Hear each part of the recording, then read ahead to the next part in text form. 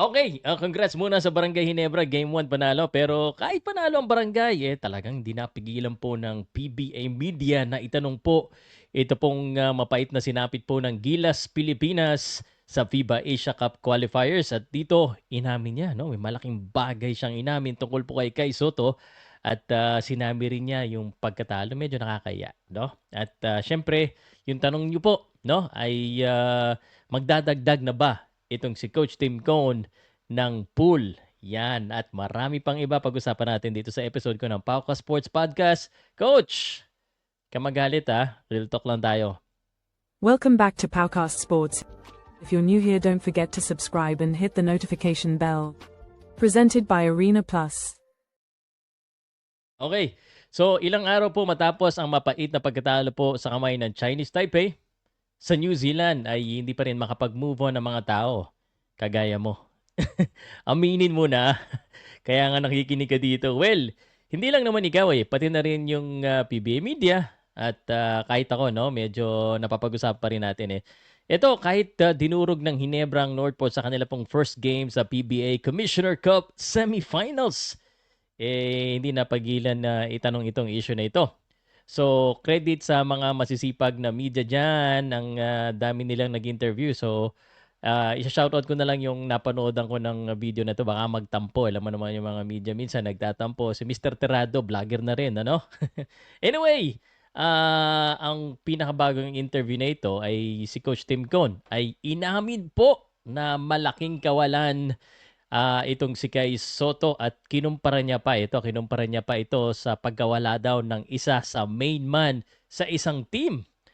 Inamin niya na hindi simpleng adjustment na mawalan ng sampayan ng team. I mean, yung pinakamalaki kasi, isa sa focal point ng triangle offense.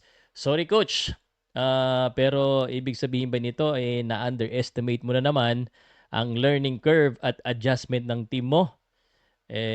Alam mo nang big si Kay Soto. Literally. Well, at least alam mo na ngayon. Ano? Isa pang bagay na sinabi niya sa dami ng issue sa laro po sa FIBA Asia Cup Qualifier, ang pinakamatindi. Hindi ko na sasabihin yung mga ibang mga issue kasi napag-usapan na natin Pero ang sinabi niya ay kawalan ng depensa. Aray ko po naman, Coach! Yung ba talaga yon? Hindi tayo naglaro ng depensa. Kala ko ba, Coach Tim Con, ang iyong adikain ay defense first. Advocacy mo yan, di ba? Sana nangyari. At ayon dyan sa interview na yan, ay lumabas mismo sa bibig niya na ang focus nila ay pag-integrate kay AJ Edu sa triangle offense. May triangle defense ba? Kasi ibig sabihin, mali tayo lahat. Kala natin at karamihan sa atin, akala depensa ang magiging focus ni Edu. Problema, kahit sinabi ni coach na maayos ang laro ni Edu, parang medyo bitin pa rin ang performance niya sa opensa. Ibig sabihin nito, hindi rin siya na fully integrate sa opensa ng Gilas Pilipinas. Well, obvious naman kasi puros Justin Brownlee ang gumalaw, ang gumawa. Lalo na kontra sa Chinese Taipei. Anyway, never mind. Mukhang kailangan pa talaga ng practice para mas ma-integrate itong si AJ Edu. Pero, pinagyayabang ng iba. Si Coach Shot nga, kayang-kaya integrate niyan si Edu Gusto mong bumalik tayo kay Coach Shot? Tanong lang.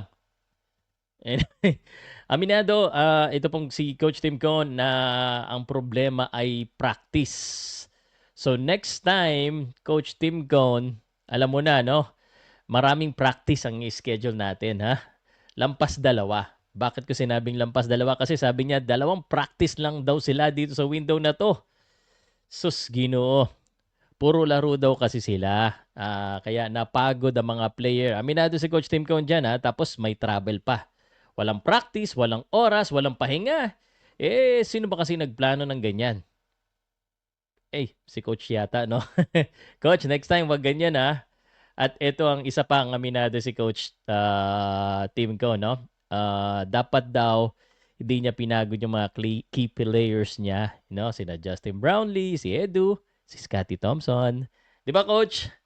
Pero yung sinabi niya, akala ko load management ang gagawin nila Ibig sabihin pala ng load management si Justin Brownlee ang magbubuhat ng load. Yan tuloy, pagdating sa New Zealand, naubos ang lakas ni Justin Brownlee. No? Kaya naman sinabi ni Coach next time, hindi na sila sasali sa tournament kung ang laro ay sa kabilang dako ng mundo. Ibig sabihin, kung sa Mars ang laro, sa Mars dapat ang practice at or mini tournament. Ha? Hindi pwedeng pag sa Taiwan ang laro, tapos magte-training ka, mag-scrimmage ka sa Qatar, tapos mas marami pa yung oras na gugugulin sa biyahe kaysa sa training. Ay nako. Anyway, sinabi rin niya na sa halip na sumali sa laro, baka mag-focus na lang din sila sa practice. Well, sabi nga niya, no, mas natututo kapag natatalo, natalo sila ng malaki, no? Na nakakayaman sa mga tao. Nakakayang matalo kaya, no? Kahit na sabihin yung no bearing, si coach na nagsabi niya, na mapapalusot pa yung mga ibang fans dyan, eh. Sabi niya nga, he feels embarrassed. Sabi niya yan, sa Taiwan, sa New Zealand, parang home court ang datingan dahil puros Pilipino nanonood. Kaya ang sakit matalo. No? Hindi lang, well, sabi nga nila, sobra ka naman, Sir Pao. Pwede naman matalo. Okay, fine. Pwedeng matalo, pero tambak. Coach Tim Cone, ano nangyari? 'Di ba?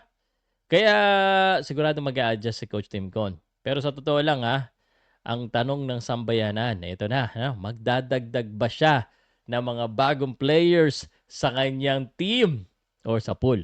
Idadagdag niya ba si QMB, si Heading, si Baltasar? Sino pa? Sino pa? Sige, i-comment nyo dyan sa comment section. Dali, hintayin ko. Babasahin natin, Marami kasing magagaling na players po dito sa Pilipinas. Maraming magagaling na Pilipino. At ang sagot, habang kino-comment niya yan, sabi ni Coach Tim ko alam daw niya na sinasabi ng mga tao na magdagdag.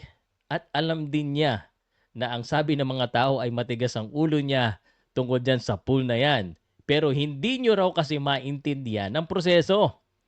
Sabi ni Coach Tim Cone, kailangan ng oras, panahon, pera para idagdag. Nako, politika din. Kailangan, no? Paliwanag ni Coach Tim Cone na hindi ganun kadali ang proseso. At ayan, ay naiintindihan ko. Kasi wala namang, coach, wala namang madali na worth it, di ba? Kailangan talaga mahirap para magandang resulta. Ewan ko ba, coach? Pero decision mo yan, At again, alam nyo na sa sagot ni coach, no? Parang eleksyon ang sagot ni coach. Coach Tim Cone, sabi niya, walang dagdag, walang bawas, same pool. Okay, in short, hindi magdadagdag. Tapos ang usapan.